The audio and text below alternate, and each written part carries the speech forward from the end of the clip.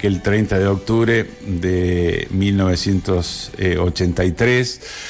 Celebrábamos las elecciones, Luder por el justicialismo, Raúl Alfonsín por el radicalismo, el doctor Oscar Allende por el Partido Intransigente, en un momento de efervescencia hermoso de vivir, y vamos a saludar al hijo del padre de la democracia, Ricardo Alfonsín. Muy buenos días, ¿cómo le va? ¿Quién habla? ¿Sergio? Sí, Sergio le habla, Raúl. Ricardo. Sergio, no lo puedo tutear, Sergio, no nos podemos tutear. Sí, cómo no, amigo. Si no le parece, no lo hacemos, ¿eh? No, sí, cómo no. Pero bueno. Dale nomás. Muchas gracias, Sergio. Bueno, es una alegría poder conversar con vos. Hace poco, les recuerdo a la audiencia, estuvimos por Villa María conociendo la cooperativa del diario y realmente me quedé sorprendido por el esfuerzo que hacen y, bueno, la demostración que es la empresa de ustedes, la cooperativa de ustedes, respecto de lo que se puede hacer a través de una alternativa como esta, ¿no? Las cooperativas, que son, para mi gusto, una vía para utilizar mucho más en la economía. Los felicito realmente. Gracias, Ricardo, muy, muy amable.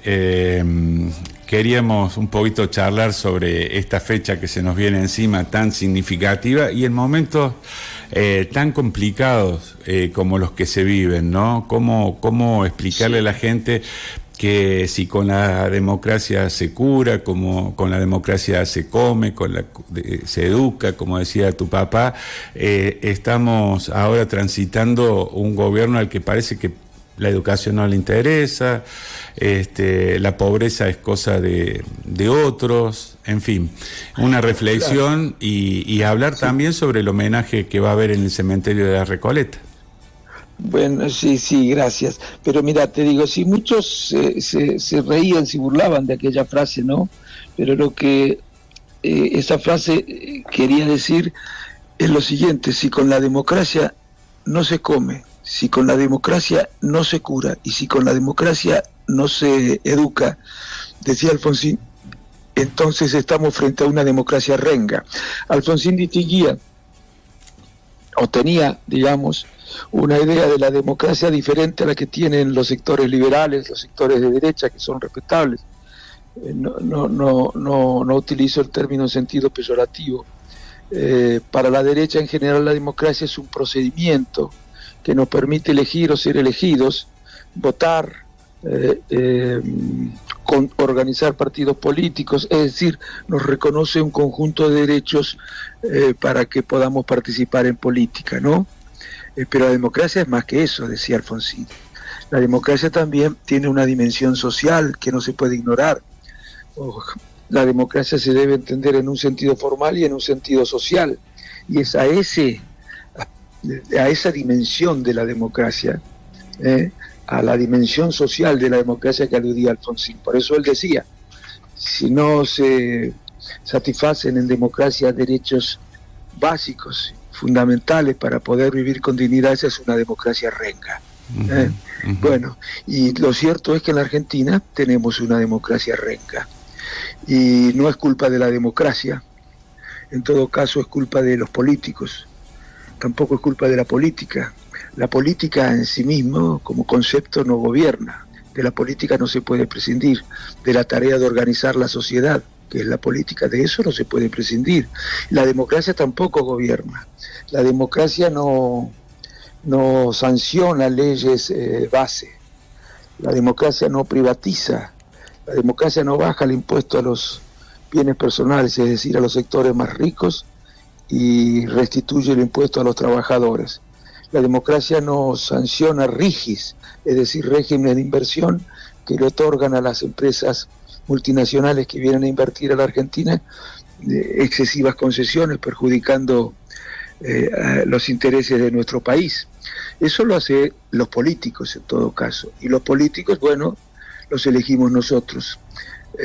Muchas veces somos sorprendidos porque no dicen lo que realmente piensan hacer. Este es el caso de Milei. Milei no dijo que iba a hacer lo que estaba haciendo, sí habló de ajustes, que naturalmente había que hacer, hay que ordenar las cuentas públicas, pero dijo que los ajustes no los iban a pagar los sectores que menos tienen. Al contrario, hablaba siempre de que protegería a estos sectores. Lo cierto es que hoy el ajuste feroz que se está haciendo recae sobre las espaldas de los que menos tienen, y eso es cuestionable éticamente y desde el punto de vista de la democracia social. Uh-huh. Supongo que ahí sí corresponde un mea culpa para que este presidente que tenemos esté sentado en el sillón de Rivadavia. Algo se debe haber hecho mal. Sí, claro, pero no creamos que se trata de una singularidad argentina. Me parece a mí que sería una simplificación pretender atribuir el triunfo de Milei a lo que pasó en la última gestión o en la anterior. Uh-huh. Está pasando lo mismo en todo el mundo, y pasa antes de que ocurra acá. Por ejemplo, ocurrió en Brasil, por ejemplo, ocurrió en Estados Unidos. Con Bolsonaro y con Trump. Exactamente. Uh-huh. Por ejemplo, ocurrió en Chile. Uh-huh. No alcanzó a ganar, pero estuvo muy cerca. Kast en Chile. Por ejemplo, ocurre en España. Por ejemplo, ocurre en Francia.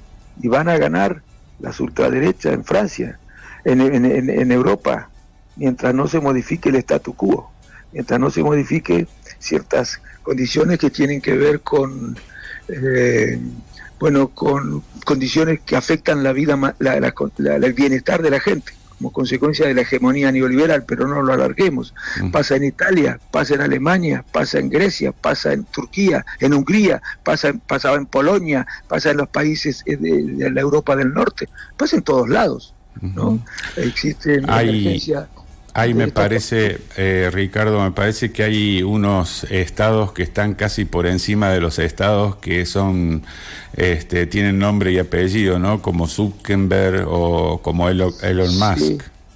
Sí, y como el Fondo Monetario Internacional, uh-huh, y como el Banco Mundial, que le imponen condiciones muy gravosas a los países para apretarle plata y después para que las devuelvan, ¿no? Bueno, por eso yo digo que la principal principal hipoteca, la más gravosa que tenemos los argentinos, la que más dificulta resolver los otros problemas, incluso el de la inflación, es la deuda que contrajo Cambiemos. Esto no lo reconoce nunca Cambiemos, y lo reconocen los partidos que integraron Cambiemos, pero reitero, la hipoteca más gravosa que tenemos es la deuda, por las características del acreedor, por las condiciones que nos imponen, porque bueno, el Fondo Monetario Internacional nos impone condiciones que les benefician a los países que son potencia en el mundo, como por ejemplo Estados Unidos, ¿no? Así es como que no quieren que nosotros nos industrialicemos, porque si nos industrializamos vamos a tener economías no complementarias con ellos, sino competitivas con las de ellos, ¿no? Bueno, ellos defienden sobre todo en los últimos tiempos, defienden sus empresas. Estados Unidos defiende el trabajo, arancela las importaciones, limita las importaciones para defender la pequeña, mediana e incluso la gran empresa, y para defender el trabajo de Estados Unidos. Ahora nosotros nos aconseja que no lo hagamos, no podemos ser tan tontos. Y encuentran algunos partidos en la Argentina que por razones ideológicas, sobreideologizados, que bueno, dan respuesta a esos reclamos de las grandes potencias que pretenden que América Latina continúe siendo un país proveedor de materias primas, pero que no industrialice, porque el negocio de la industrialización es agregarle valor a las materias primas, es mucho más interesante que el negocio de la primarización de la economía, ¿no? Uh-huh. Bueno, pero hay y después los grandes empresarios, como vos decís, por supuesto también, no contribuyen demasiado al bienestar de los pueblos, porque andan buscando permanentemente, por ejemplo, algunos de los que vos nombraste, domicilios fiscales en los que pagan muy pocos impuestos, pero que nada tienen que ver con la empresa, con el lugar en el que nacieron esas empresas, y con los esfuerzos que hicieron esos estados para que esas empresas pudieran existir.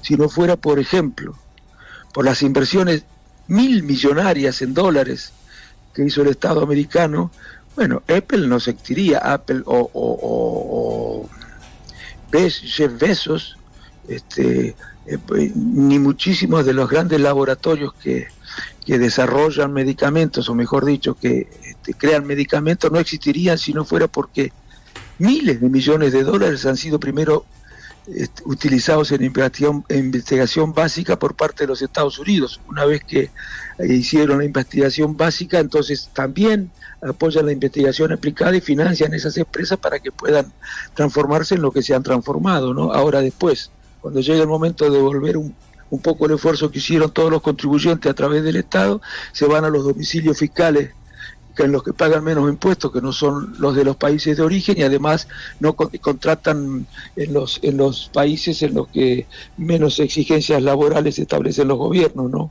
Uh-huh.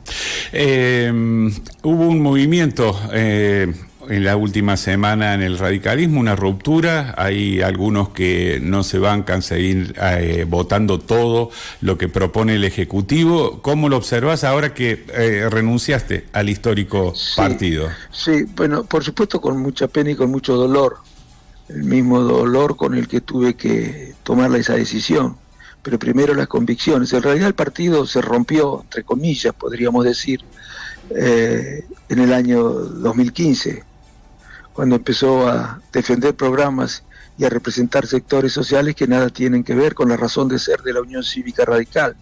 Bueno, yo decía en aquellos años, en el 2015, que si la Unión Cívica Radical no modificaba sus posiciones, bueno, iba a terminar, los responsables de esa situación iban a ser también los responsables de la destrucción del partido. Eso creo que es lo que está pasando.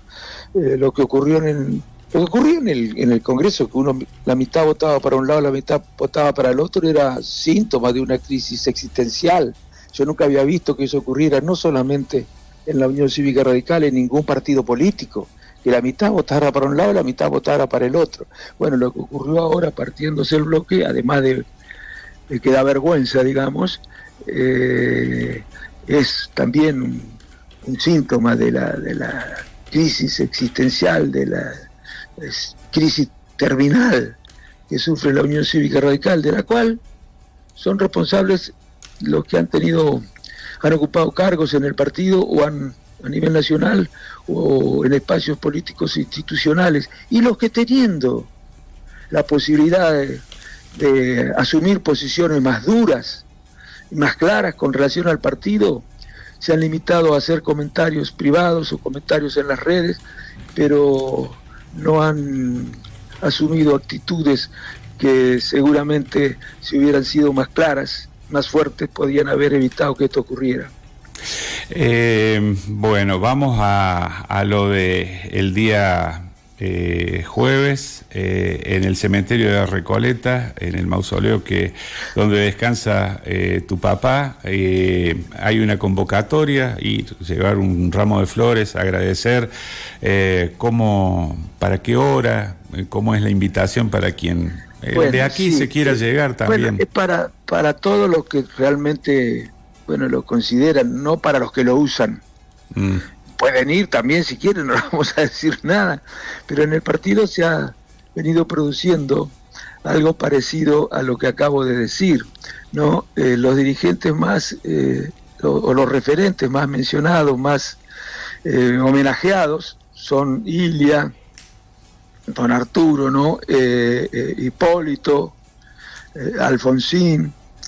Bueno, sin embargo, uno tenía la tentación siempre de preguntarle a los ex correligionarios si los iban a homenajear o a pedirles disculpas, porque la verdad que hacen todo lo contrario de lo que esos dirigentes hubieran hecho, todo lo contrario, y saben que es así, y en estos días seguramente muchos de los que hacen todo lo contrario también los van a homenajear. Pero nosotros vamos a ir, sí, además por una cosa, Sergio. En la campaña decíamos que el triunfo de la Libertad Avanza pondría en riesgo los valores fundamentales de la democracia y la república.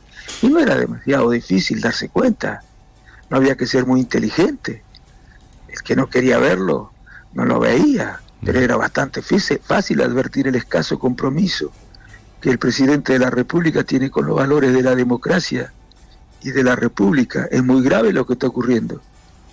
A todo aquel que cuestiona con sus ideas, sea político, sea periodista, sea empresario, lo trata de lacra, de burro, de mandril, bueno, con una connotación bastante grosera, le trata de gusano, de parásito, excrementos humanos, les dice, bueno, ese no es un comportamiento propio de quien comprende cómo hay que manejarse en democracia y va a poner en riesgo, como decíamos, en la campaña, a pesar de que eran estos comportamientos tan claros y tan evidentes, algunos en el partido, como Martín Tetaz, por ejemplo, a quien respeto, proponía que arregláramos, que hiciéramos un acuerdo con La Libertad Avanza en el 2023 para ir juntos a las elecciones, y desde el partido incluso no hubo una descalificación no personal, sino a la propuesta categórica, ¿no? Había varios que se sumaban, bueno, y no había una posición clara del partido que desechara categóricamente esa posibilidad. Y hoy hay provincias en las que van a arreglar, como Mendoza probablemente, como Córdoba probablemente, como Corrientes probablemente, y no es que tengan libertad de acción, porque las elecciones se desarrollan en la provincia, porque siempre se desarrollan en las provincias, no existe el territorio nacional. Pero además en este caso, no es que estén eligiendo solamente autoridades provinciales o cargos provinciales, están eligiendo cargos nacionales, diputados o senadores nacionales, de manera que el partido no puede dejar en libertad de acción, tiene que definir cuáles son las políticas de alianza que admite y las que no admite. Sin embargo, no he visto, frente a las intenciones de algunas provincias, de algunos dirigentes que parece que deberían afiliarse más a La Libertad Avanza o al PRO, y que dicen que hay que hacer un acuerdo con ellos, no he visto que el partido ponga límites a las alianzas que realmente se pueden realizar. Te vamos a estar convocando a ver cómo ha ido ese homenaje. Lo acompañamos a la distancia, recordamos con mucho cariño aquellos momentos y te agradecemos profundamente la deferencia para con la radio del diario. Ricardo, muy amable como siempre, un gusto charlar con vos y repasar Sergio, cuestiones de la historia. Muchas gracias a vos, Sergio, muchísimas gracias en serio y te felicito por el ejemplo que sos y por todo lo que han hecho junto con el resto de los trabajadores de la cooperativa. Es extraordinario realmente. Mirá que visito muchas, pero lo que vi, esa empresa cuando se cerró se encargaron los trabajadores a través de la cooperativa de trabajadores, es extraordinario. Te mando un abrazo grande. Abrazo grande. Muchísimas gracias por tus palabras.